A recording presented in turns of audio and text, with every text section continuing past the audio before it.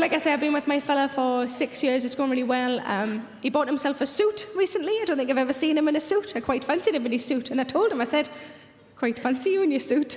And he said, and I quote, it's very smooth, he said, if you like, I'll leave it on and sort you out all good and proper, all posh and that.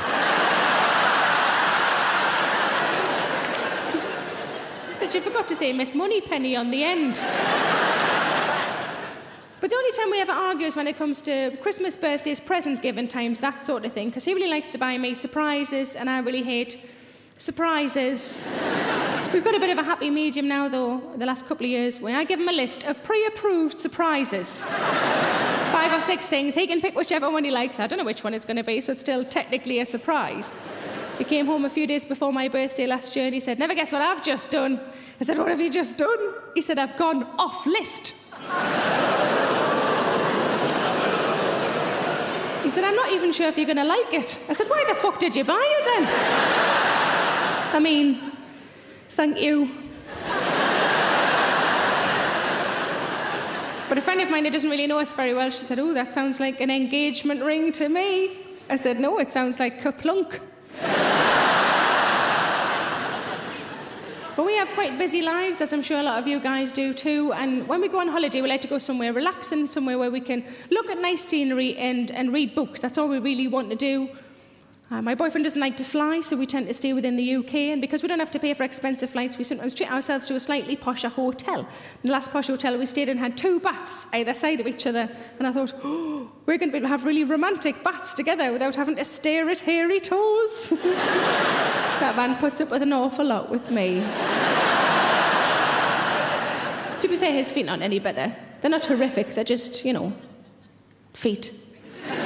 Nails are a bit long, toes are a bit hairy. There's crusty bits on the bottoms, you know, this sort of thing.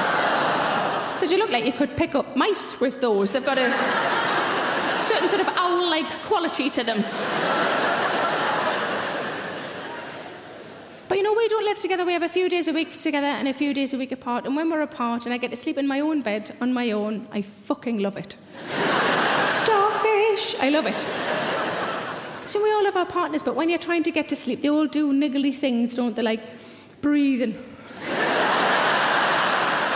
30 years together, is there anything about each other when you're trying to get to sleep that's irritating? He snores, does he snore? Gives a chill to people who think that they're a snorer? Well, the people who know they're sitting beside a snorer? There's a bit of denial in the room tonight.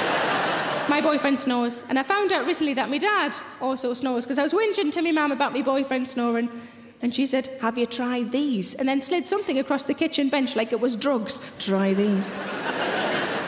And what they were those nasal strips. I don't know if you've seen them. They're little strips that go across the bridge of the snorer's nose so that they open the nostrils out so that they can breathe more clearly, and in theory they don't snore anymore. Now, they worked for us for a while until it came to Christmas.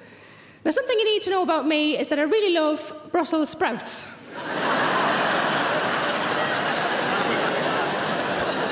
My boyfriend doesn't like Brussels sprouts. So at Christmas, we get a big bag of Brussels sprouts, and I eat the lot. And I don't mind telling you, I'm pretty fucking toxic.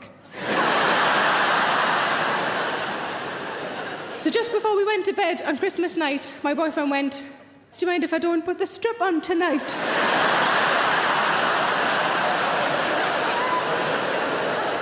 I don't want my nostrils to be any bigger than they have to be.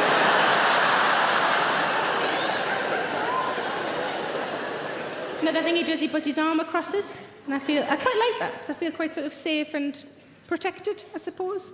But then sometimes he puts his leg across, and I think, oh, now you're taking the fucking piss. The last time I did it, he put his foot, remember, I described it not that long ago.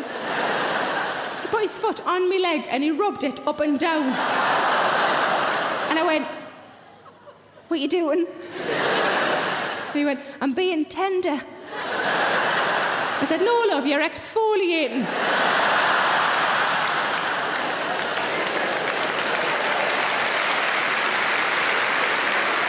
Thanks for watching. You know what would be great is if you liked and subscribed. I'm so needy, I'm so sorry.